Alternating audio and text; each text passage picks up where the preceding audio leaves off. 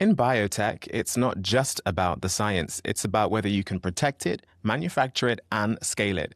So, what happens when all three start to align? Today, we're looking at what that could mean as a company moves closer to clinical readiness. I'm joined by Huw Jones, CEO of TheraCryf. Huw, welcome to the watch list. Thank you, Ricky. Nice to be here for the first time. It's a pleasure to have you with us. Hopefully, it's not a bumpy ride. Tell us, Huw, you have secured a new process patent for your lead asset, OX1, extending its exclusivity.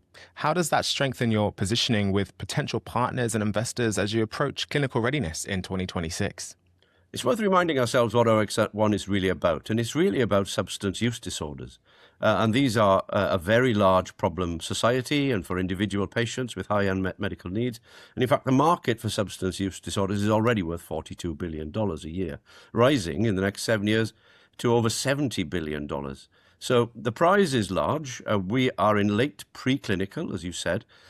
So we have recently, through optimizing our manufacturing process, found a way to protect further. We already have patents going through to 2039. We now have submitted for a patent which would take us to 2046. What's that mean? Well, it means that in partnering, because our business model is to take assets to a certain stage in development and then partner them with larger companies, it means that the partnering is more attractive because there's more time left on the eventual market to access some of those many tens of billions. And alongside IP protection, manufacturing capability is another key piece of the puzzle. So how does successfully achieving GMP manufacturing position OX1 competitively as you move toward first in human trials? Well, the standards, of course, to make a drug suitable to giving to human beings are very different to the standards that you need to use in a laboratory setting. They are much, much higher. There's much more documentation involved. And this is the first time we've attempted to make human-grade material. It's a scheduled part of the plan, but for the first time, and on first attempt, we succeeded to make 2 kilograms, in fact, rather more, 2.57 kilograms. The target was 2. We made more, so the yield, that is the amount you get out of the process at the end, was quite a bit higher than we expected. And in fact, it was delivered 3 weeks early. That tells you we've got a robust, tractable, reliable manufacturing process, even at the top grade, human grade of material already. Before we've really finished preclinical development, we've made it ready so that when we hit the clinical world, material will be there for us. Wow, sounds like some really great progress going on there, Huw. Speaking of which, as you move further into development, scalability becomes critical. So how does achieving higher than expected yields and first GMP success influence your confidence in scaling production through clinical development? Well, we made 10 kilograms before, but not to this higher GMP standard. So we know we can scale it. We can scale it to massive amounts. 10 kgs is quite a lot of raw material.